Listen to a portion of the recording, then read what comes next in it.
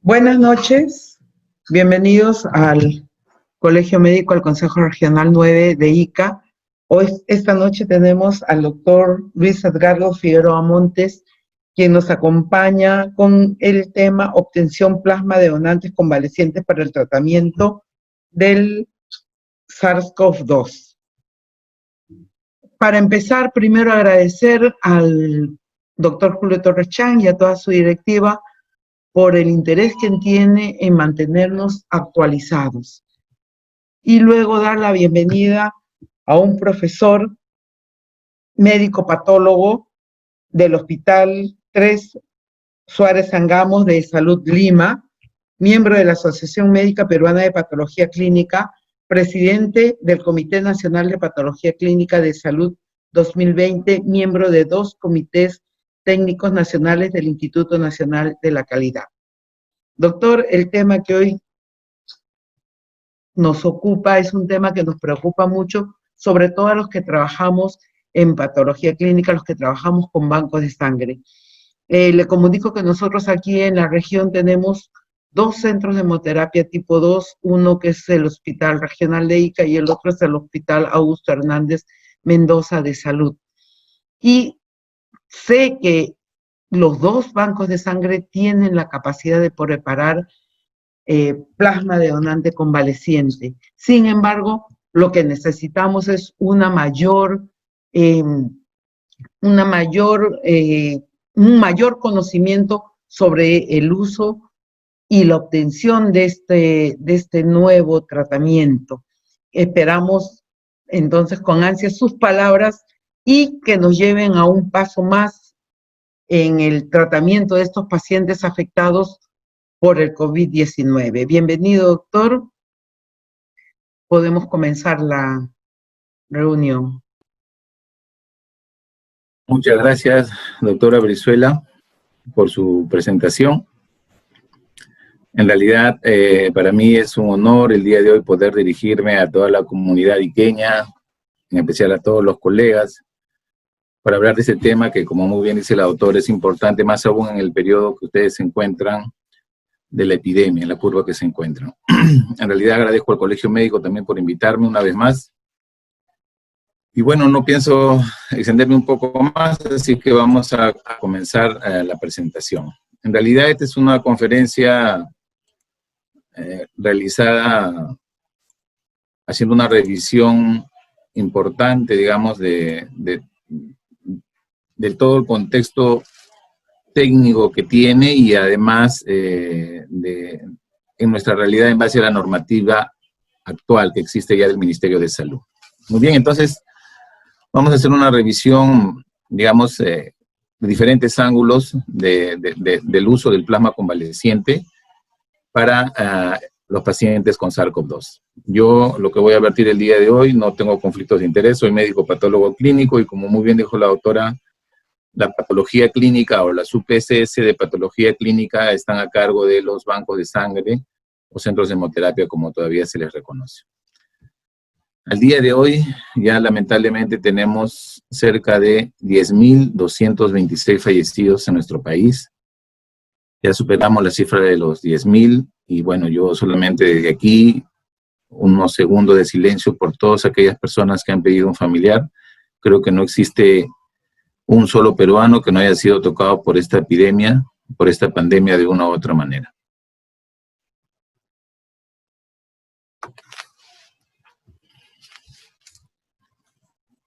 Muy bien. Quiero empezar recalcando que este plasma es una terapia de investigación y ese es el nombre que deben ustedes tener presente. El uso de este plasma es dentro de una terapia en investigación, es decir, a pesar que existe mucha evidencia de que este plasma, esta inmunidad pasiva de los anticuerpos, ayuda a mejorar la condición clínica de enfermedades infecciosas como esta. Sin embargo, su uso está bajo los conceptos de terapia en investigación. Ese es un tema importante que hay que entenderlo y el Ministerio de Salud también así lo ha decidido, por eso es que hay una normatividad que voy a detallar más adelante, haciendo recalcar este tema.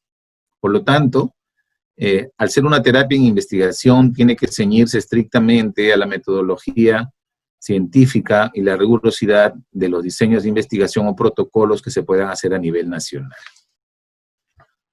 Muy bien, los laboratorios clínicos, o en este caso la SUB-PCS de patología clínica, en relación al COVID, hemos visto ya en una conferencia pasada el rol que cumplen a través del diagnóstico o el seguimiento de la seroprevalencia en la infección por COVID, y también cómo sirve para monitorizar a los pacientes, ¿no? Especialmente aquellos pacientes que están hospitalizados a través de los diferentes biomarcadores.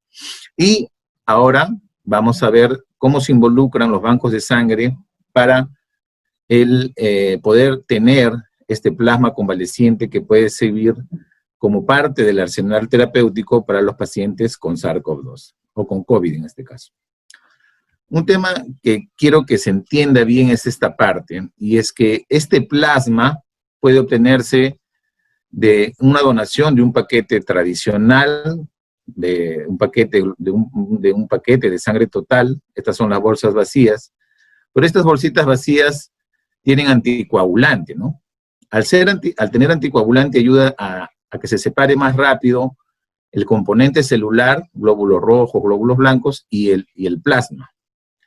También podemos obtener el plasma mediante procedimientos de aféresis, que es decir, son unos equipos específicos que permiten obtener solamente del donante el plasma que buscamos, nada más. Solamente obtiene de frente de estos equipos el plasma. Como entendemos, este plasma tiene las concentraciones de las inmunoglobulinas o los anticuerpos neutralizantes que van a servir para que el paciente, al recibir estos anticuerpos que ya neutralizan el virus, porque vienen de un paciente que ha pasado un proceso infeccioso y obviamente ha superado la infección, puedan ayudar a neutralizar el virus que tiene. Entonces, he querido poner este cuadrito para entender cuál es la diferencia entre plasma y el suero en sí. Como ustedes saben, el suero es de donde se obtiene el término de serología, que va a servir para obtener anticuerpos. Pero en ambos casos, tanto el plasma como el suero contienen inmunoglobulinas. Pero ¿cuál es la diferencia? La diferencia es básicamente de que el plasma se obtiene cuando se hace un procedimiento de coagulación de la sangre. Es decir, adicionamos un anticoagulante y separan los componentes formes del líquido. En cambio, cuando utilizamos suero, hacemos que todos los componentes formes se coagulen sin necesidad de un anticoagulante. Entonces, ahí es la diferencia principal, en que el suero no necesita anticoagulante y que el plasma necesita un anticoagulante para separar. En ambos casos hay concentraciones importantes de anticuerpos, ¿ya? Esa es la diferencia que tenemos que entender. Por eso es que usamos el plasma, porque estas bolsitas que van a obtener la sangre del paciente, sea de aféresis o sea por sangre total, van a tener un anticoagulante que va a permitir al final obtener solamente el componente plasmático, ¿ya? Es importante entender la fisiología de los anticuerpos en el cuerpo humano. Los anticuerpos tienen diferentes funciones y son los que van a aparecer como parte de la inmunidad humoral, después de la inmunidad adaptativa. Y como pueden ver en este gráfico de un artículo publicado ya hace un tiempo por el doctor Casadevall, del cual voy a hablar mucho en esta conferencia, hay diferentes funciones que tienen los anticuerpos, pero nosotros básicamente nos vamos a enfocar en esta, en la cual el virus, en este caso, va a ser neutralizado porque el anticuerpo se va a adherir a este componente que es el que se va a unir a las células humanas, entonces lo neutralizan. Si neutralizamos todas estas estructuras, SPIKE, ¿no? Con la S1, S2, RBD, RBM, etcétera, a nivel de la superficie del virus, con anticuerpos podemos evitar que el virus se adhiera a la célula humana y después pasa por otros procedimientos de eliminación viral. Pero básicamente nos vamos a enfocar en que este virus, que ya sabe qué es lo que tiene que hacer porque viene de un paciente que ha recuperado una infección, lo vamos a utilizar para neutralizar al virus. Entonces, dentro de las diferentes funciones de los anticuerpos, vamos a enfocarnos en esta de aquí. Como pueden ver en esta gráfica, en esta línea de tiempo, también de otra publicación realizada por el mismo doctor, habla de que el uso de esta inmunidad pasiva o de estos sueros, digamos, que tienen anticuerpos para curar las enfermedades, se practican ya desde los años 1890, por ejemplo, para la difteria, donde se usaba suero de caballos inmunizados, ¿no? Y se ha usado para innumerables enfermedades infecciosas. Pero es a raíz de la aparición de los antibióticos en los años 1935 o 40, cuando el uso o el crecimiento de la terapia con los anticuerpos o la inmunidad pasiva comienza, digamos, a dejarse de lado por el uso de los antibióticos. Sin embargo, todavía las investigaciones continuaron para el desarrollo principalmente de anticuerpos monoclonales. Pero inclusive estos anticuerpos monoclonales no estaban dirigidos para enfermedades infecciosas, ¿no? Y se usan actualmente, hay, como dice acá en el año 2004, el doctor publicaba que existían más de 12 anticuerpos monoclonales para enfermedades no infecciosas. Entonces, dada la necesidad de nuevas terapias antimicrobianas, porque como saben, en el transcurso de esta línea de tiempo hasta la actualidad, la resistencia antimicrobiana se ha incrementado y cada vez es más difícil tratar a estos agentes infecciosos, ¿no? A pesar de los avances tecnológicos recientes, etcétera, existe un optimismo con respecto a las aplicaciones de la terapia basada en anticuerpos para prevenir y tratar enfermedades infecciosas. Ojo que esto fue publicado en el 2004, pero no pierde vigencia. Es así que, por ejemplo, en el año 1940, como les dije, en esta era preantibiótica, miren la cantidad de enfermedades que se trataban con anticuerpos, ¿no? O con inmunidad pasiva o con suero, digamos, terapias basadas en sueros para diferentes enfermedades y diferentes agentes infecciosos, ¿ya? Sin embargo, a partir de la aparición de los antibióticos, esto ha perdido, digamos, cierto impulso. Sin embargo, hoy en día, hablar del plasma convaleciente es algo que se está retomando y se habla ya a nivel mundial. Es así que, por ejemplo, en el año 18 se usó mucho para la epidemia de la influenza y una revisión sistemática muy interesante al respecto. En los años 40, entre los 20 y los 40, para el polio, papera o sarampión. En el año 70 se usó, por ejemplo, en una fiebre hemorrágica en Argentina. Esta, por ejemplo, es una publicación muy interesante del año 1917, donde hablaban cómo se comportaba, por ejemplo, a través de las transfusiones o de las infusiones de suero inmunizado con anticuerpos, cómo la frecuencia respiratoria mejoraba y cómo la temperatura también disminuía, ¿no? Este es en un paciente que usaron, por ejemplo, 2 transfusiones de 100 centímetros cada una de anticuerpos. Miren, año 1917. Y hay publicaciones que hablan del uso de este medicamento, ¿no? O de esta terapia inmunológica para la gripe española en el año 1918, y las revisiones pues demostraron una reducción clínicamente importante para el riesgo de muerte. Acuérdense que en esa oportunidad se hablan de un promedio de 100 millones de muertos. Después, a raíz de estos hallazgos, en el 2003, en el 2012, en el 2014, se ha usado también el plasma o suero convaleciente en estas enfermedades. En pleno 2020, con el SARS-CoV-2, COVID-19, está tomando otra vez un impulso. Aquí es la revisión que les comenté, por ejemplo, en el año 2009, con la epidemia del H1N1, los pacientes que recibieron el plasma convaleciente tuvieron una mortalidad mucho menor que el grupo que no lo recibió, ¿no? Entonces, ellos demostraron la reducción de la carga viral del tracto respiratorio, una respuesta de citoquinas en suero más reducido, obviamente, y la mortalidad. Entonces, hay mucha literatura que habla sobre las ventajas y las bondades del uso del plasma convaleciente como parte de la inmunidad pasiva en el tratamiento de enfermedades infecciosas. Hay bastante evidencia. Pero la otra pregunta es, ¿y a qué paciente voy a tratar o en qué etapa de la enfermedad voy a tratar? Entonces, sobre ese tema vamos a ver adelante 2 diapositivas que ya las han visto en detalle. Al inicio de la epidemia, este gran globo rojo que ven aquí, que marca diferentes fases de la infección por el SARS-CoV-2, se utilizó el plasma convaleciente en este estadio, generalmente a los pacientes graves, pacientes que estaban en UCI, pacientes que estaban con ventilación mecánica, y los primeros resultados de estos estudios no evidenciaban una mejoría sustancial, digamos, en la mortalidad, pero sí en otros factores, como la carga viral o la mejoría clínica, ¿no? El destete rápido de repente de estos pacientes. Pero el impacto a nivel de la mortalidad no. Entonces, nuevos ensayos se han comenzado a hacer en fases más tempranas de la infección. Por eso es que actualmente, de repente, la mayoría de estudios se enfocan en un estadio 2 y en un estadio inclusive inicial de la infección por este virus.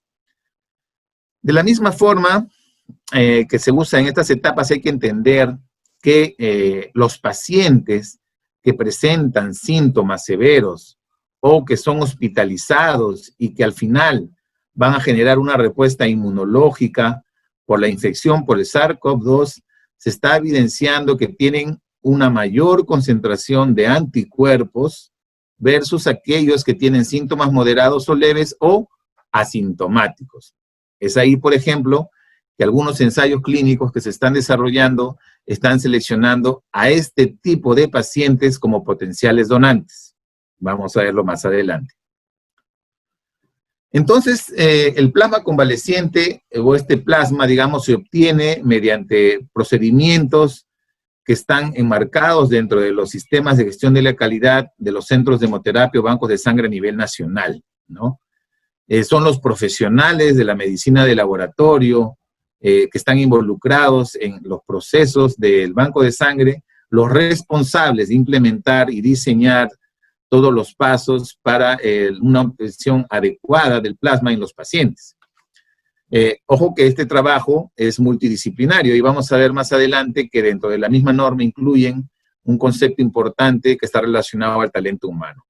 Pero como les mencioné, también el plasma podemos obtenerlo de una manera tradicional, es decir, bancos que no cuenten con equipos de aféresis pueden obtener el plasma, o aquellos bancos que tienen equipos de aféresis pueden seleccionar solamente las unidades de plasma en los pacientes, ¿ya? Entonces, es importante entender que a pesar que existan bancos de sangre, quizás en provincia o en la capital, que no tienen equipos para aféresis, pueden también obtener el plasma, como lo están viendo acá, a través del fraccionamiento. Y eso lo conocen los profesionales de la medicina de laboratorio.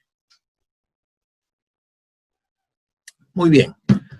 Ahora vamos a detenernos un poco en la resolución ministerial que se aprobó o se socializó el 1 de junio. Esto fue elaborado el 29 de mayo, fue firmada, donde nos dan los detalles para establecer los lineamientos técnicos para la obtención de este plasma de donantes convalecientes, ¿ya? Que han tenido obviamente la enfermedad por el COVID, por el coronavirus.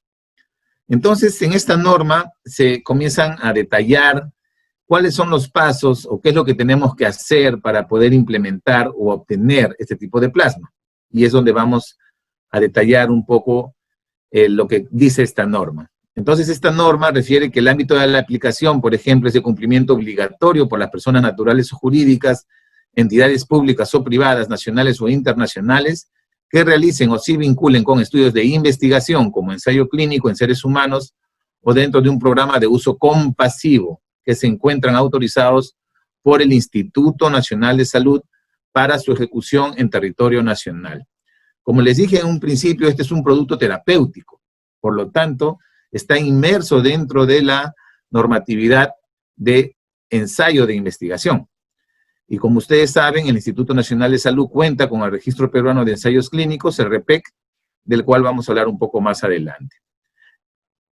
No deben utilizarse el plasma a nivel nacional en algún lugar si es que no ha pasado por un proceso de aprobación por el Instituto Nacional de Salud. Entonces la norma se enfoca en 5 temas centrales, digamos, ¿no? Primero, establecer los lineamientos técnicos, que los vamos a ver en detalle, criterios de trazabilidad y etiquetado de los paquetes, de los plasmas, el resguardo de la información ética y bioética, medidas de bioseguridad y capacitación del talento humano, Y por último, temas relacionados a la seguridad en el receptor.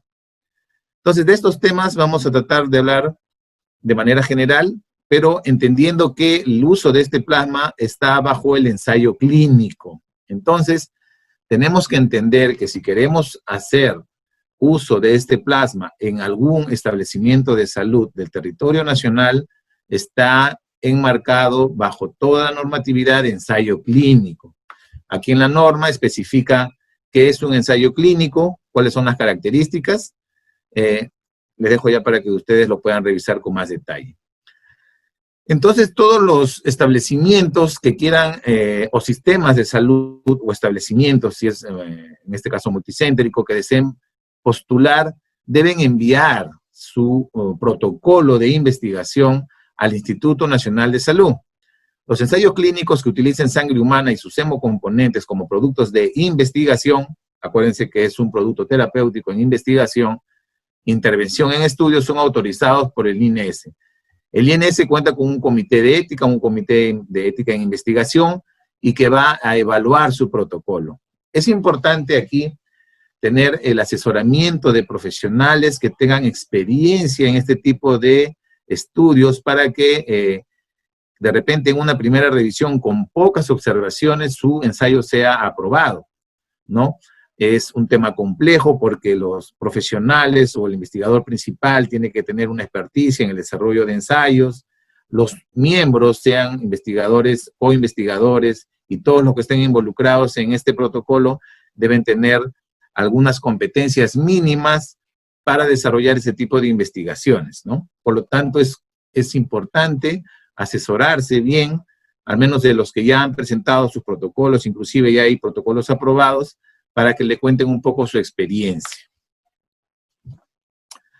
El uso del plasma de donante convaleciente se debe realizar en el marco de un estudio de investigación como ensayo clínico autorizado o dentro de un programa de uso compasivo, y la norma es explícita. Por lo tanto, en todo el territorio nacional no debe de utilizarse este plasma si es que no ha sido autorizado por el Instituto Nacional de Salud y revisado por el DIVAN, en este caso antes llamado PRONAEVAS, que es el responsable de ver los bancos de sangre en el Perú, o el uso de hemocomponentes o derivados de la sangre, para uso humano. Deben de haber pasado por este proceso. Y este tema es importante para que no tengan después algún tipo de dificultad o tipo de intervención u observación de algún sistema de salud porque estén utilizando este plasma fuera de la rigurosidad de un ensayo clínico. La Dirección General de Donación de Trasplantes y Banco de Sangre, que vendría a ser algo así como el responsable de supervisar todos los hemocomponentes a nivel nacional y trasplantes, y el Instituto Nacional de Salud, ¿no?, son los responsables de evaluar y difundir, de corresponder los resultados finales de los ensayos clínicos realizados en relación a la transfusión del plasma de donantes convalecientes por COVID, ¿ya? Entonces, más o menos acá un resumen rápido de los pasos. Primero, el establecimiento de salud o el sistema, en el caso de que sea multicéntrico, definen el protocolo, cuáles son los investigadores principales que tengan competencias para el desarrollo de ensayos clínicos. Posterior a eso, elaboran un protocolo, definiendo claramente cuáles son sus criterios de inclusión, exclusión, cómo van a hacer el control de los pacientes, tanto de los donantes, receptores, etcétera. Se presenta al Instituto Nacional de Salud. En el caso, por ejemplo, de la Seguridad Social, contamos con el IECSI, que es, digamos, una institución que regula todo el tema de investigación en la Seguridad Social, y pasan primero todos estos estudios por el IECSI para que el IECSI, a través de una evaluación crítica del protocolo, recién se pueda presentar al INS para que tenga el menor número de observaciones y rápidamente pueda, en este caso, aprobarse, como ha pasado hace poco. Una vez que el Comité de Ética, en coordinación con la DICDOC, DIVAN o PRONAEVAS, definen la aprobación, obviamente la va a definir al final el Instituto Nacional de Salud con Comité de Ética, pero el PRONAEVAS tiene que tener conocimiento también del mismo, ¿no?, del desarrollo de esta investigación, en el caso hayan consultas también que se hagan al ente normativo. Posteriormente de aprobarse, hay una autorización, una resolución de autorización, el establecimiento procede al uso del plasma convaleciente dentro de la rigurosidad de su protocolo, para los pacientes que lo meritúen en base a su protocolo. Se obtienen los resultados y, como bien dice la norma, tienen que ser socializados tanto por PRONAEVAS como al Instituto Nacional de Salud para su conocimiento público. Entonces, dentro de los lineamientos técnicos, por ejemplo, de selección de donantes, es decir, a qué donante vamos a seleccionar, se ven diferentes temas, como por ejemplo, lo más importante, que sea un donante convaleciente, es decir, que haya pasado por la infección y lo haya superado, que firme sus consentimientos informados para la donación de su plasma, que tenga características idóneas, y acá ponen una serie de condiciones, ¿no? Por ejemplo, que tenga ausencia de transfusiones previas, que en el caso de las mujeres no esté gestando o no haya tenido abortos previos para el tema de evitar reacciones transfusionales, sin problemas inmunológicos, los donantes, que tengan confirmado por PCR el COVID, que tengan un promedio de 14 días previos sin la enfermedad con PCR negativo en este caso, demostrado, que tengan una remisión también clínica de 28 días en promedio, y comienzan a hablar ya de que este plasma debe tener algunas condiciones en relación a los anticuerpos, es decir, tenemos que evidenciar la presencia de anticuerpos. Y ponen acá, por ejemplo, que se puedan dosar la presencia de inmunoglobulina M o G con el mejor método actual, y anticuerpos neutralizantes con un título mayor a 1 en 80 en un periodo de un mes. Ya vamos a ver más en detalle eso.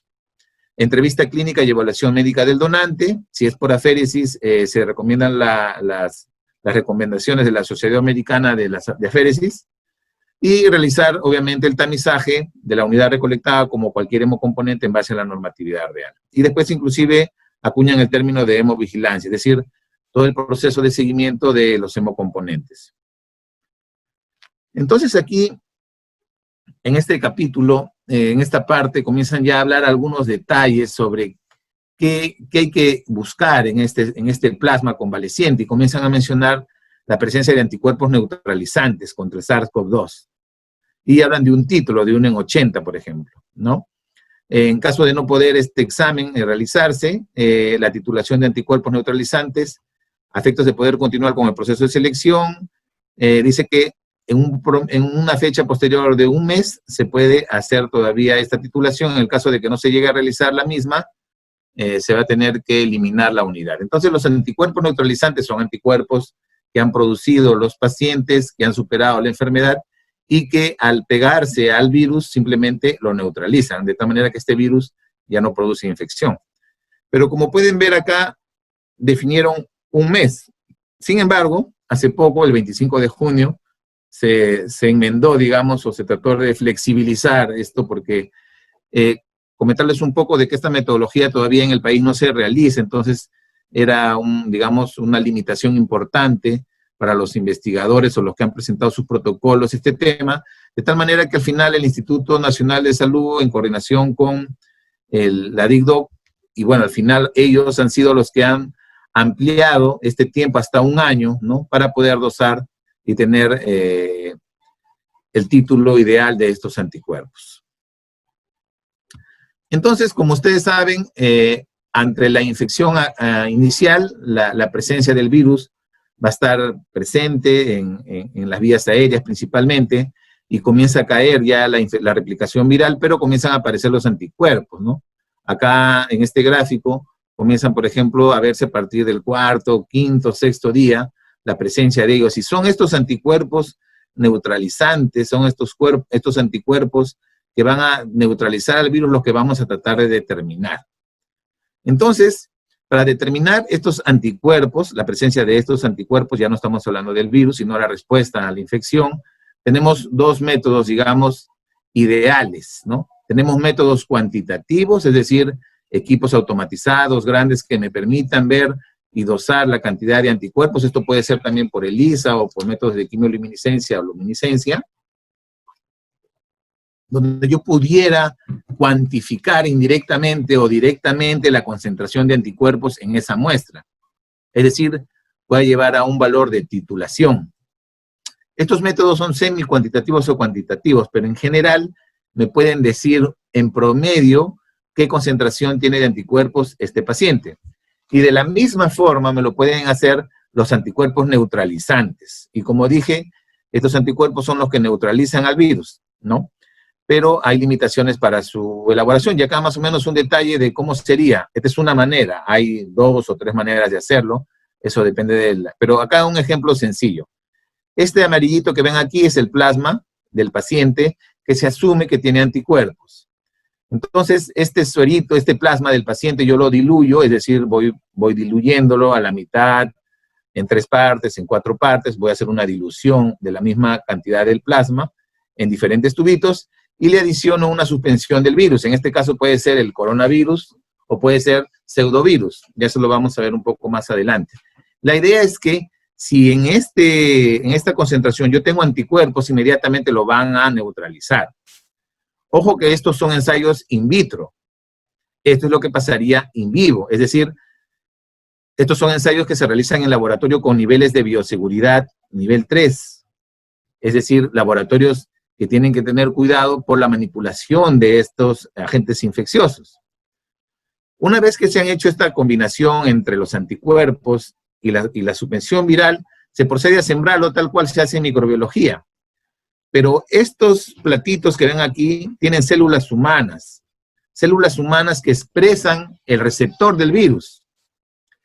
Por lo tanto, si yo adiciono concentraciones diluyendo, digamos, el plasma que tiene anticuerpos al momento de sembrarlo, si acá tenemos una concentración determinada de anticuerpos, va a evitar de que este virus se adhiera a las células que expresan el antígeno, el receptor, perdón, de tal manera que va a haber un crecimiento, pero un crecimiento viral reducido. Sin embargo, conforme haga las diluciones, voy a comenzar a ver que el crecimiento viral se va a dar de mayor forma. Es así que yo puedo titularlo, ¿ya? Esta es una manera simple de entender cómo se pudieran realizar el tema de los anticuerpos neutralizantes. Ayer el doctor Cabezas hablaba en la presentación que hizo sobre las pruebas de laboratorio en el Instituto Nacional de Salud, que probablemente esto también lo haga el Instituto Nacional de Salud en algún momento, aparte de los kits que están preparando para el tema de los ELISAs. Muy bien, entonces ahora la pregunta es, ¿y cuál es el donante ideal para obtener el plasma? ¿Cuál sería el donante ideal? ¿Serían todos los pacientes que han superado la infección, independientemente de su cuadro clínico, o serían aquellos que han tenido algún tipo de sintomatología moderada o severa de esta infección? Vamos a ver más adelante este tema. En este gráfico podemos observar la comparación del nivel de anticuerpos entre pacientes graves y no graves. Los pacientes severos o graves están en color naranja y los de verde son los no graves, o los pacientes que han tenido presentación leve o de repente hasta asintomáticos. Entonces acá vamos a ver la inmunoglobulina G y acá lo que estamos viendo son presentación en tiempo de días. Vamos a ver pacientes que tengan entre 15 a 21 días de infección desde iniciados los síntomas. Si vemos acá, por ejemplo, entre 15 a 21 días, los pacientes que tienen síntomas tienen una concentración mayor, medio mayor de concentración de anticuerpos. Acá estamos viendo la concentración de anticuerpos y acá estamos viendo el tiempo de días. Vemos los pacientes no severos. De la misma forma, al inicio de la infección, se puede observar una mayor concentración en los pacientes graves y después los mismos pacientes, pero tienen síntomas en menores concentraciones. Lo mismo que pasa para la inmunoglobulina G, se repite para la inmunoglobulina M. Pero si ustedes aquí nada más hay menores concentraciones de M. Pero bueno, no nos distraigamos en ese, sino vean esto. Los pacientes que tienen 8 o 14 días, la concentración de inmunoglobulina M es mayor. Los que tienen en pacientes sin síntomas o síntomas no severos, y de la misma forma de 15 a 21 días. Este estudio se hizo, por ejemplo, en 37 individuos asintomáticos, ¿no?, que tuvieron muestras seriadas y le hicieron un seguimiento. Acá están las características demográficas de los pacientes. La detección de los anticuerpos se hizo mediante esta metodología, que es bioluminiscencia mediante alguna metodología magnética, y buscaron algunos antígenos del SARS-CoV, en este caso de la nucleoproteína y la proteína S. Pero bien, buscaron anticuerpos neutralizantes. no solamente fueron anticuerpos detectados por métodos cuantitativos, sino también lo hicieron por métodos neutralizantes. Por ejemplo, les doy otra metodología. Esta metodología que vemos aquí es diferente a la que vimos, en la que se hacía de manual, la manipulación para obtener los anticuerpos neutralizantes. Acá vemos otra metodología. Acá vemos, por ejemplo, que en estos pocitos que ven aquí, en estos micropozos, van a haber células humanas, que son estas células, 93, y en la superficie de estas células van a estar expresados los receptores. Muy bien. A eso nosotros vamos a tener el plasma de los pacientes que en teoría tienen alguna concentración de anticuerpos neutralizantes y les vamos a mezclar con unos pseudovirus. Estos pseudovirus van a tener un componente que es la luciferasa. Esta luciferasa se obtiene de la lucierna, ¿no? El luciferín. De tal manera que va a dar una luminiscencia. Entonces, si tiene anticuerpos y se adhiere al virus, obviamente va a impactar de una u otra manera para emitir o bloquear, en este caso, la presencia de la luciferasa al momento de leerlo. Pero si no tuviera anticuerpos neutralizantes, como el caso de acá, va a permitir la reacción y va a dar la luminiscencia. Y eso se mide con este aparatito. Al final tenemos una lectura. Y digamos, es como un método automatizado para la detección de anticuerpos neutralizantes. En este estudio lo hicieron de esta manera, para que vayan entendiendo la complejidad de la detección de estos anticuerpos. En otro estudio, donde también evaluaron la evaluación clínica inmunológica de los pacientes, esto ya es reciente, observamos exactamente lo mismo. En las infecciones agudas, vemos que los pacientes sintomáticos, por ejemplo, tienen mayores concentraciones, tanto de la inmunoglobulina G como de la inmunoglobulina M, como pueden ver acá. Pacientes asintomáticos, esto es la concentración de anticuerpos expresada en logaritmos, y acá, como pueden ver, la concentración de inmunoglobulina G en pacientes asintomáticos, ¿ya? Comparado con pacientes sintomáticos, vamos a tener una diferencia, ¿no? Sintomático y asintomático. Sintomático y asintomático. Por lo tanto, una vez más, las concentraciones son mayores. Ojo que esto es de anticuerpos. Aquí observamos lo mismo, pero solamente la inmunoglobulina G. En una fase convaleciente, que es justo habitualmente nosotros obtenemos plasma. Y pasa exactamente lo mismo. La concentración de anticuerpos, por ejemplo, de inmunoglobulina G en estos 30 pacientes fue mayor en aquellos que tuvieron síntomas versus aquellos que no tuvieron síntomas. Lo mismo se hizo para la fase aguda y la fase convaleciente. Como pueden ver, hay una disminución de la concentración de anticuerpos en la fase aguda comparado con la fase convaleciente, y se mide lo mismo en pacientes sintomáticos y en pacientes asintomáticos, la concentración. Esto fue por inmunoglobulina G y esto por anticuerpos neutralizantes, el comportamiento similar. La idea es que vamos a tener mayores concentraciones de anticuerpos al inicio de la infección y menores concentraciones de anticuerpos en el inicio. Al final, este estudio da un resumen muy interesante en base a la evidencia, y es este cuadro de aquí. Si ustedes pueden ver acá, después de hacer un seguimiento de 2 a 3 meses a estos pacientes asintomáticos los hospitalizaron para que no tuvieran mayor exposición en la comunidad. O sea, fueron pacientes que entraron a este trabajo y los dejaron hospitalizados, pacientes sin síntomas, básicamente para el estudio, para que cumplan la rigurosidad de la evaluación. Inclusive en ese tiempo alguno de ellos se enfermó y se retiró del estudio. Y cuando ellos hicieron el seguimiento, pudieron ver que la concentración de inmunoglobulina G era del 87% comparado con el 60% de pacientes asintomáticos. ¿Qué significa? Que conforme pasa el tiempo, la concentración de inmunoglobulina G inclusive puede ser tan baja que no se detecta, inclusive en pacientes que han tenido síntomas. Y en los que no tuvieron síntomas, el porcentaje todavía es mucho mayor. Al final, este estudio demuestra que tanto los niveles de inmunoglobulina G como neutralizantes comienzan a disminuir de 2 a 3 meses posteriores de la infección. Por eso es importante definir cuándo vamos a recibir al donante. Entonces ya se está viendo también el tema relacionado a la inmunidad protectora. Esto es un preprint, es una publicación que trata de evaluar un poco este tema y ve que las reinfecciones, por ejemplo, ocurrieron a los 12 meses después de la infección y para cada virus hubo una reducción en los niveles de anticuerpos a los 6 meses después de la infección. Acá, en esta revisión, hacen una extensa análisis de los coronavirus humanos, de los 4 coronavirus humanos que no producen enfermedades mortales, como el SARS, el MERS, el SARS-2 actualmente.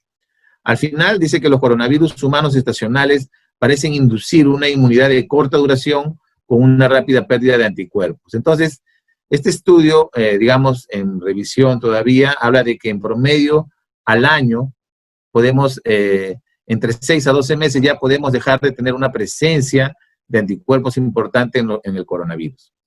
Entonces, para resumir esta parte, tenemos que entender que los pacientes que han estado hospitalizados, ya sean que no necesariamente han llegado a UCI o que hayan llegado a UCI, son aquellos que van a tener mayores concentraciones de anticuerpos versus aquellos pacientes que han tenido casos leves o casos asintomáticos. Y esto es importante para garantizar que la concentración de este plasma tenga al menos títulos importantes de anticuerpos neutralizantes, porque es lo que al final va a beneficiar a los pacientes. Es diferente a tener plasmas con concentraciones menores de anticuerpos, donde probablemente el beneficio no va a ser tan importante. De ahí es la importancia de dosar y saber cuánto anticuerpo tenemos o cuánta de concentración de anticuerpo tenemos en los plasmas que obtengamos según el tipo de donante. Muy bien. La norma establece que podemos usar para dosar o para ver la presencia de anticuerpos el mejor método al momento. Actualmente, como saben, tenemos pruebas cualitativas y esto es un tema que se está inclusive usando en hospitales nacionales y ya algunos están comenzando a migrar de repente en base a las posibilidades que tienen a métodos cuantitativos, ¿no? Como por ejemplo equipos de ELISA o equipos de quimioluminiscencia. Otro tema importante es que a pesar de que no se haya podido realizar la titulación de anticuerpos neutralizantes, durante esta etapa de selección de donante de plasma se debe guardar alícuotas, ¿no? Es importante guardar alícuotas, como dice la norma, podemos hasta 1 año tratar de poder dosar y tener la certeza de la concentración de anticuerpos en estos plasmas. Muy bien. Otro tema importante que puso la norma fue el tema de que se debe, puso en un inicio, se debe proceder con una técnica de inactivación de patógenos del plasma obtenido del donante convaleciente. Es decir, el plasma que yo obtenía del paciente tenía que ser sometido a una técnica de inactivación de patógenos o, dice inclusive, de no contar con esta técnica, se debe realizar una prueba de PCR del plasma obtenido para asegurar la ausencia del SARS. La idea es que lo que se quiere evitar es que en este plasma pueda aún existir la presencia del virus, ¿no? Pero estos métodos de inactivación, que son diferentes componentes, por ejemplo, para el plasma fresco congelado, se pueden usar por métodos fotodinámicos o métodos fotoquímicos, acá están las sustancias que se pudieran usar, otros métodos, inactivarían la infecciosidad de este virus.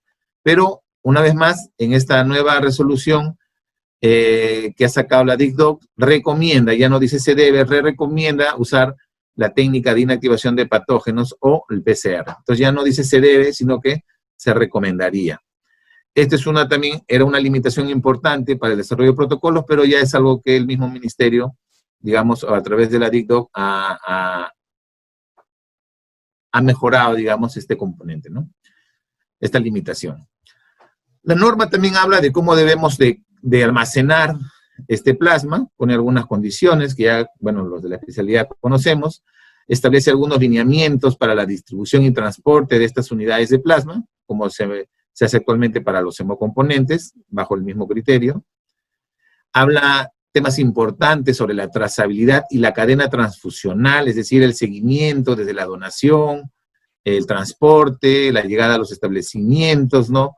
Si se transporta de ahí de repente a otro establecimiento, etcétera, hasta la transfusión. Todo este proceso de hemovigilancia o cadena transfusional también se menciona en la norma Y un tema importante es que le da unos atributos especiales al tipo de etiquetado que deben tener estos componentes. Como ustedes saben, al ser parte de un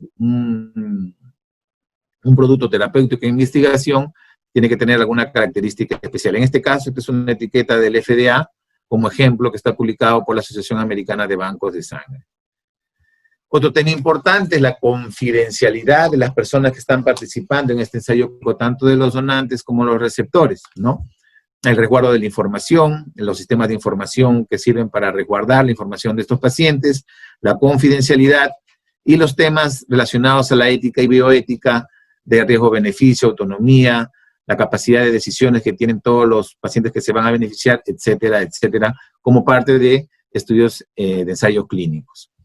Otro tema importante es de la manipulación de estos componentes, el tema de la bioseguridad es un tema importante también, y yo diría lo más crítico y el lado intangible, la capacitación del personal, del talento humano, de los médicos, el médico patólogo clínico responsable de ese centro de hemoterapia o quien haga sus veces, ¿no? Para los procedimientos, y como ya hemos dicho, este es un equipo multidisciplinario, ¿no? Donde tanto los diferentes profesionales de los bancos de sangre que existen van a ayudar para trabajar en conjunto y poder sacar el mejor plasma de los donantes para el uso en los pacientes, ya sea por métodos tradicionales de recolección de sangre, de extracción, o sea por temas de aféresis. Muy bien, ese es básicamente todo el tema relacionado a la norma en líneas generales. Y acá quizás no quiero extenderme mucho, pero ya hay bastantes publicaciones que comienzan a ver de que cómo al inicio se usó en pacientes graves y quizás no se tuvieron los resultados más esperados y han comenzado a utilizarlo ya en pacientes con síntomas moderados, inclusive algunos en pacientes desde el inicio de la detección del virus, ya como vamos a ver algunos protocolos que se están haciendo en otros países. Y acá una revisión rápida de algunos estudios donde demostraron pues la disminución de la mortalidad en 40% de aquellos que recibieron el plasma versus no. Por ejemplo, este es un estudio hecho en Nueva York, entre marzo y abril se recolectó, utilizaron anticuerpos nada más por métodos serológicos cuantitativos, y los hallazgos sugieren que los pacientes no intubados pueden beneficiarse más que aquellos que requieren ventilación mecánica. Entonces, ya nos está hablando, por ejemplo, de usarlo de una manera más precoz. Esto es igual un preprint. Acá también otro estudio, este es un estudio africano donde vio la tasa de muertos y comenzó a ver algunas intervenciones y evidencia que invertir en mejorar la capacidad para la administración de oxigenoterapia y aféresis o de resultado importante en los pacientes. Este es un estudio en África, también está en revisión por pares y habla de una disminución del 50% de mortalidad. Otro estudio que habla de una reducción del 80%, acá sí es un estudio realizado en Italia, es un ensayo que está enrolado en un ensayo clínico, utilizaron la detección de anticuerpos neutralizantes con un título de 1/160, también transfundieron de 1 a 3 unidades de 250 a 300 a los pacientes y vieron una reducción de la mortalidad, un aumento de la función respiratoria y una disminución en los índices inflamatorios, ¿ya? Y bueno, hay así muchos estudios, también ya han salido publicadas algunas revisiones sistemáticas, estaba revisando en la mañana, donde hablan también del beneficio, y quizás lo más importante usarlo de una manera más precoz, y no necesariamente en los pacientes que están en condición grave, eso hay que entenderlo para poder diferenciar claramente la intervención. Y aquí también el doctor Casadeval, en una publicación que ha hecho en este año, habla de que sobre el uso del plasma, viene el paciente infectado que tiene COVID, se recupera, de él le sacamos un hemocomponente, tenemos los anticuerpos neutralizantes que los tenemos que evidenciar, y esto inclusive lo pueden usar para profilaxis, pone acá, en pacientes que han estado expuestos, o pacientes que tienen el COVID y que se les va a transfundir para mejorar. Entonces él menciona que altos títulos de anticuerpos neutralizantes en el suero se puede administrar de manera profiláctica. ¿Pero a quién? Por ejemplo, pone pacientes que tienen alto riesgo, como pacientes que tienen enfermedades subyacentes, o personal sanitario que esté expuesto, por ejemplo, constantemente, o que ha estado expuesto al COVID, o personas con exposición a casos confirmados de COVID, también. Además, el suero de este plasma puede usarse en individuos con enfermedad clínica definida, ¿no? Que es lo que actualmente la mayoría de ensayos están realizando a nivel mundial y que demostrarán. Entonces, acá más o menos para resumir, entenderíamos los pacientes que ya se han recuperado de la infección y que vienen en este caso a un centro, a un banco de sangre, se les recolecta sus plasmas por aféresis, esto va a ser pasado por procesos de control de calidad y de verificación de que no tengan otros agentes infecciosos, como todos los hemocomponentes, pasa al almacenamiento y después a su transporte, llega a un hospital, y el hospital utiliza de acuerdo al paciente según el protocolo que implementen, y al final este paciente que se ha recuperado, por ejemplo, que estuvo aquí, puede otra vez ser un potencial donante y así continuar este ciclo constante de la donación. Sin embargo, como toda intervención terapéutica, tiene algunos riesgos. Los riesgos que se mencionan son riesgos conocidos o riesgos teóricos, en base a esta revisión también del doctor Arturo. Él menciona que los conocidos son las infecciones que pudieran transmitirse como parte de los agentes infecciosos que se descartan, obviamente, por métodos de tamizaje. Actualmente, por ejemplo, ya algunos bancos lo están haciendo por biología molecular, inclusive en nuestro país, de tal manera que los periodos de ventana se acortan.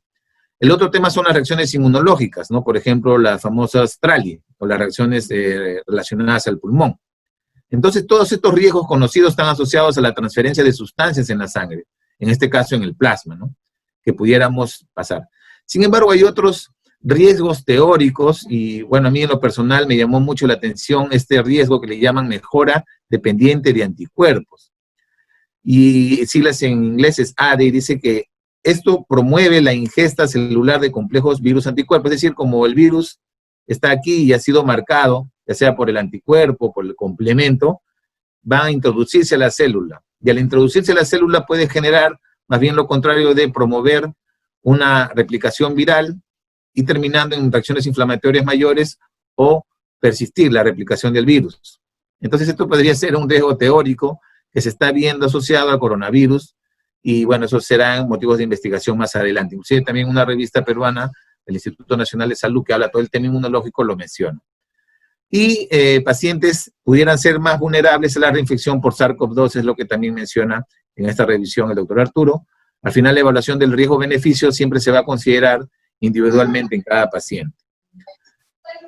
Esto, como ustedes saben, el sábado pasado el Colegio Médico del Perú transmitió justo una conferencia bastante extensa sobre el uso de plasma fresco congelado. Tuvieron la suerte de tener al doctor Arturo explicando todos los detalles y su experiencia. Y acá un doctor expuso justo los protocolos que se están haciendo en los Estados Unidos y hablaba de que, como ustedes saben, todo el tema regulatorio de bancos de sangre en los Estados Unidos está a cargo de la FDA. Y hablaba de 3 tipos de ensayos clínicos múltiples, ¿no? En proceso, protocolos de uso compasivo, por ejemplo, de uso expandido, que lo está usando actualmente la Clínica Mayo, y que ya tiene 2 publicaciones en relación a la seguridad del plasma en este año, o el protocolo de uso de paciente individual en condición de emergencia. Al final menciona claramente que estos mecanismos requieren un protocolo de investigación aprobado por un comité de ética, investigador principal, investigador responsable, etcétera, ¿no? Quizá la experiencia en este país a nivel del desarrollo de ensayos clínicos está mucho mejor organizado que en nuestro país, por ejemplo. El hecho de nuestro país de hacerlo multicéntrico es más bien una limitación, ¿no? Es un tema que tendrá que evaluarse en relación a cómo quieran implementarse los protocolos a nivel nacional.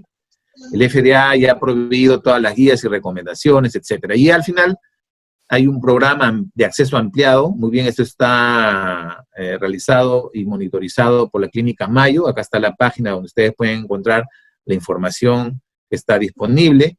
Ellos ya, este es al día de hoy, este es el doctor que está liderando, que es el responsable, el investigador principal de este súper ensayo clínico que se está haciendo en los Estados Unidos. Actualmente ya hay casi 30,000 pacientes que han sido transfundidos, ¿no? Hay 43,000 donantes, más de 10,000 médicos involucrados, y en más de 2.500 sitios de los Estados Unidos se está implementando este protocolo. Ya el día de hoy ha hecho una publicación básicamente enfocándose en la seguridad de la transfusión del plasma convaleciente y tiene resultados muy interesantes que los resumo en esta diapositiva. Ellos ya, como han visto, han superado las 20,000 transfusiones y lo han hecho en pacientes hospitalizados.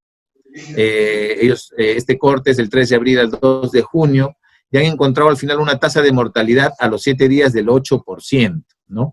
Encuentran reacciones transfusionales menores al 1%, reacciones tromboembólicas, eventos tromboembólicos menores al 1%, o eventos cardíacos, por ejemplo, en menos del 3%.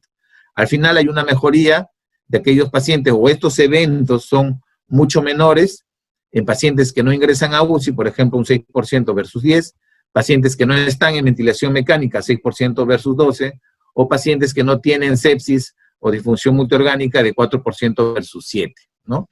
Estos son los hallazgos más destacados de esta investigación.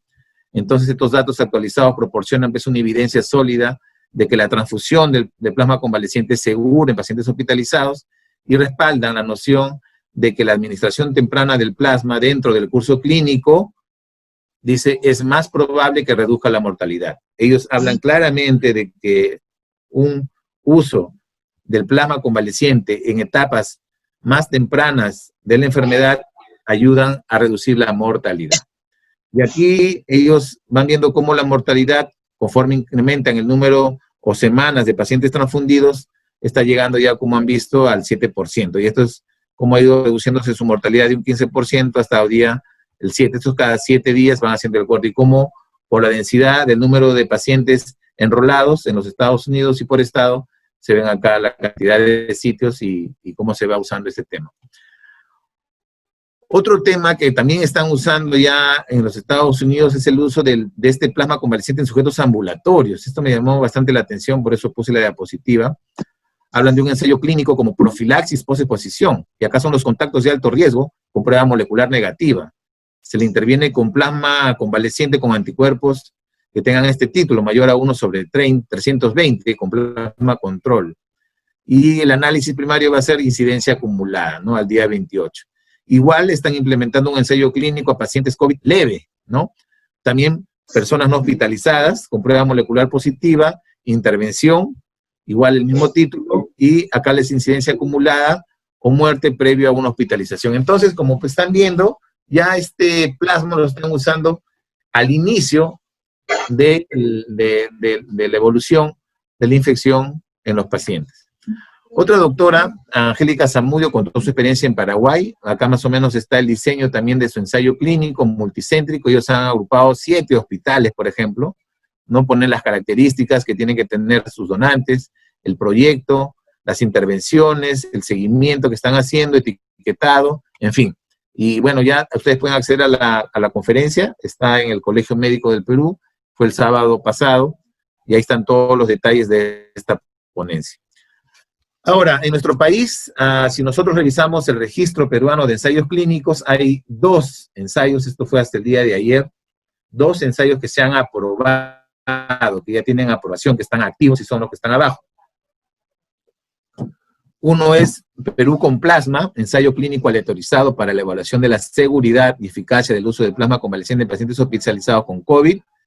Y el otro es el uso de plasma convaleciente para el tratamiento de pacientes con COVID en eSalud, en la Seguridad Social. Estos 2 ya tienen aprobación, están activos, y acá más o menos algunos detalles. Este es del Hospital Rebagliati. El Hospital Rebagliati va a utilizar 60 pacientes en cada brazo, es decir, cada brazo va a tener el tratamiento convencional, pero uno de ellos va a tener el uso del plasma convaleciente, ¿no? Acá ponen algunos requisitos de los pacientes: paciente hospitalizado mayor a 18 años, consentimiento informado, que tenga diagnóstico confirmatorio de SARS-CoV-2 por biología molecular, y que pacientes con riesgo de progresión definido por 2 o más de los siguientes valores. Y acá ponen los detalles que deben de tener estos pacientes.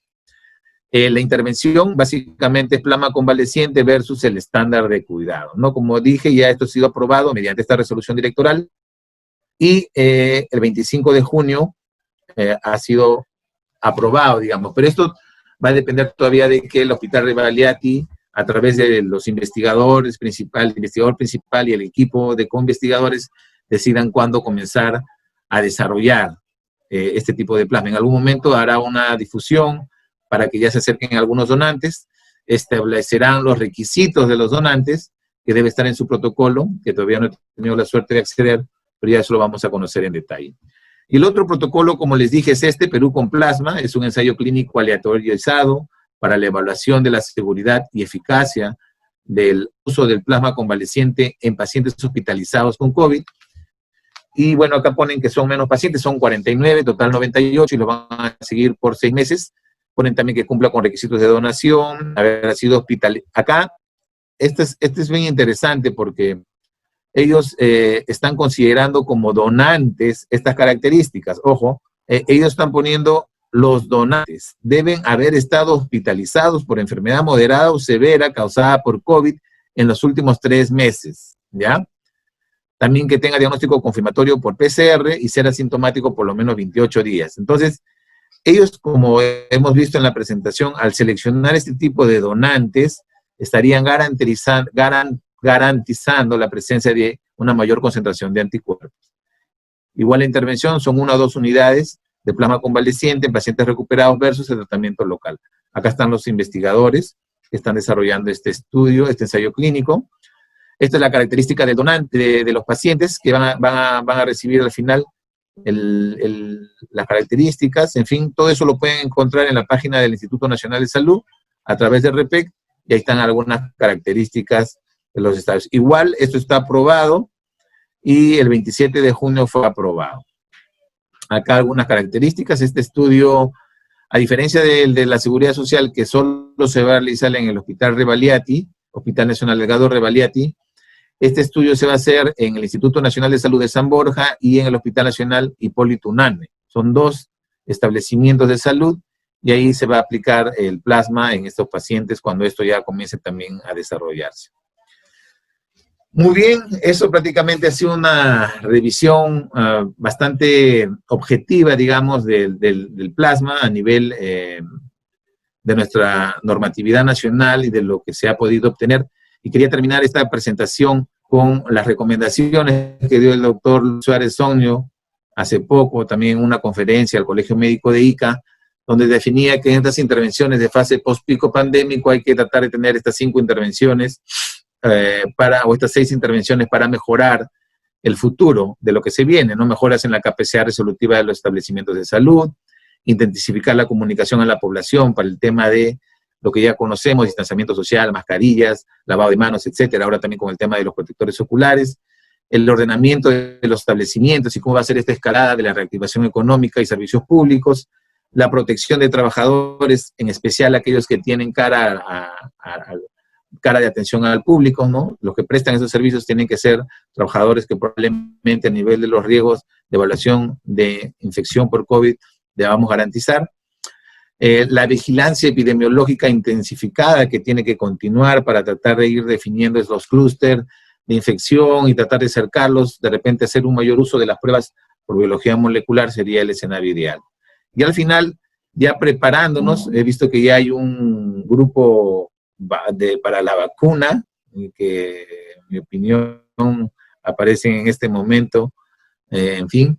Igual el Estado tiene que prepararse para el tema de la vacunación. Acuérdense que hay ahorita 2 candidatos que van avanzando, pero va a depender mucho del tipo de vacuna, ¿no? Acuérdense que hay vacunas que virus atenuado y vacunas que ya están usando, por ejemplo, ARN y el transporte es diferente. Por ejemplo, los que son con ARN y que están avanzando también y están en fase 3, creo, se necesitan transportarlo a menos 50, creo que menos 80 grados centígrados, imagínense. Si transportar normalmente las vacunas entre 0 a 5 grados es un desafío, imagínense a menos 80. Y bueno, entonces son temas que se tendrá que ir viendo cómo se prepararía nuestro país para el tema de la vacunación. Ayer también vi una publicación donde la ejecución presupuestal que se ha otorgado al Ministerio de Salud para el plan COVID es uno de los que está, creo, ejecutándose menos del 30%. Muy bien, esta es una conferencia que voy a dar el día de mañana, justo voy a hablar extenso sobre el tema del comportamiento serológico, voy a hablar de los anticuerpos, ¿no? En relación al COVID y asociado también a las pruebas diagnósticas y el comportamiento que están teniendo. Esto lo va a hacer el Instituto para Calidad. Mañana a las 7 de la noche están cordialmente invitados. Y bueno, como ya saben, ya tengo un libro, mi primer libro que está publicado en Amazon, lo pueden descargar a través de Kindle, habla sobre la diabetes en la medicina de laboratorio, es un libro muy interesante si quieren saber más conceptos de la diabetes. Y bueno, les dejo acá todas mis redes sociales para que puedan inscribirse también a mi canal en YouTube y mi correo electrónico en el caso tengan alguna duda o alguna inquietud. Hasta aquí ha concluido mi presentación y bueno, quedo a las preguntas. Muchas gracias por darme esta oportunidad de comunicarme a todos ustedes. Doctor Figueroa, muy interesante su conferencia y en realidad nosotros, los que tenemos mucha relación con los bancos de sangre, tenemos la presión, sobre todo de la parte clínica, para el uso de plasma convaleciente. No sé si ustedes habrán tenido el mismo, no digamos problema, pero sí la preocupación de los clínicos en usar plasma convaleciente en sus pacientes. Sí, en realidad este tema ya tiene hace bastante tiempo, inclusive salieron en las redes sociales un colega que en algún lugar del país usó este plasma en un paciente con COVID, ¿no? Cuando todavía inclusive no estaba regulado. Y como ven, es ya una decisión del ministerio establecer que este producto es un producto terapéutico que tiene que pasar por la rigurosidad de la investigación en nuestro país, y como es en otros países, la diferencia es que quizás en otros tienen ya más experiencia o tienen una mejor organización para el desarrollo de ensayos clínicos. Aquí en realidad es un tema que va a permitir este coronavirus o esta pandemia, así como ha servido para otras cosas, fortalecer la implementación de ensayos clínicos de esta perspectiva. Entonces sí es un desafío, y en realidad el tema es que invitaría a la mayoría de hospitales o establecimientos del país a que elaboren su protocolo, que se contacten con los que ya tienen protocolos aprobados, de repente que compartan su protocolo, porque cada uno va a tener una realidad diferente, y comencemos a fortalecer el desarrollo de la investigación desde esta perspectiva en nuestro país. Sí, doctor, en realidad los bancos de sangre del país están muy bien implementados. La DIVAN, como dicen, ha hecho su trabajo. Los hospitales de Ica cuentan con equipo de aféresis, cuentan con la capacidad de poder dosar los anticuerpos neutralizantes. Entonces creo que lo único que nos falta es el empujón o el ánimo de trabajar, de hacer trabajos de investigación, porque creo que en eso es en lo que somos algo flojos, buenos médicos, buenos clínicos, buenos patólogos, pero flojos para escribir.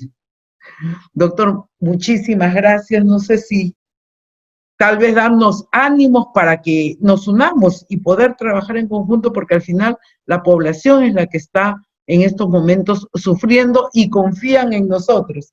Nos han puesto como héroes, nos han puesto como supermanes, y en realidad somos igual que ellos, somos médicos que también tenemos familia. Y también andamos pensando, a ver, nosotros mismos miramos a ver quién nos puede dar, quién nos puede servir de donante en un caso necesario. Correcto, doctora Brizuela, la verdad que, como dije, invito a que en los establecimientos de salud, al menos los médicos que tengan más experiencia en investigación, porque este es un trabajo en equipo, acuérdense que acá van a articular la parte de los profesionales de medicina de laboratorio, los profesionales de la parte clínica, ambulatoria o de hospitalización, para armar en conjunto el protocolo, ¿no? Hay que asesorarse. En el caso de la Seguridad Social, como les digo, está el IECSI. En el Ministerio de Salud, no sé si hay una institución que regule, digamos, el tema de investigación, y comenzar. Es un tema de iniciarlo, ¿no? En realidad, como usted dice, la capacidad instalada la tenemos. Quizás existan algunas limitaciones desde la perspectiva de financiamiento, de repente también para la detección de anticuerpos, pero es mínima, ¿no? Los bancos de sangre, así no contamos con equipos de aféresis, podemos sacar de un componente de sangre plasma, así que no es tampoco una limitación, y tenemos, digamos, las herramientas para hacerlo. El tema es que se decidan a implementar este protocolo bajo la rigurosidad de los ensayos clínicos, y yo creo que ahí es la principal limitación. Y como están viendo, al final los ensayos clínicos que están aprobados, no hablamos más de 200 pacientes o 300 que se van a beneficiar, el 50% con el desarrollo de la investigación. En la medida que tengamos resultados, de repente el tema puede ser promisorio, y en algún momento, después de conocer los resultados, pueda el ministerio quizás ser un poco más flexible en relación a los requisitos para el uso del plasma. Como ustedes saben, terapéuticamente se están usando muchos medicamentos aprobados por el MINSA y que inclusive todavía no están en ensayos clínicos a nivel nacional, pero es un tema de decisión. Al día de hoy, el plasma convaleciente es un tema que se maneja bajo la rigurosidad de ensayos clínicos, y hasta que ese escenario no cambie, tenemos que alinearnos en esa dirección. Bien, doctor, muchísimas gracias. A todos los asistentes y lo esperamos la próxima reunión el día de mañana, ¿no? A las 7 de la noche. Así es, sí, mañana a las 7 voy a hablar de todo lo que es la parte serológica, de los anticuerpos, hay mucha información de muy buena evidencia científica y están todos invitados. Pueden verlo también a nivel de mi página de Facebook, ahí voy a compartir el enlace de la transmisión en vivo, 7 de la noche, están cordialmente invitados también. Muy bien, doctor, muchísimas gracias, buenas noches. Y gracias a todos por su asistencia. Gracias al Colegio Médico de Ica por la invitación. Hasta luego.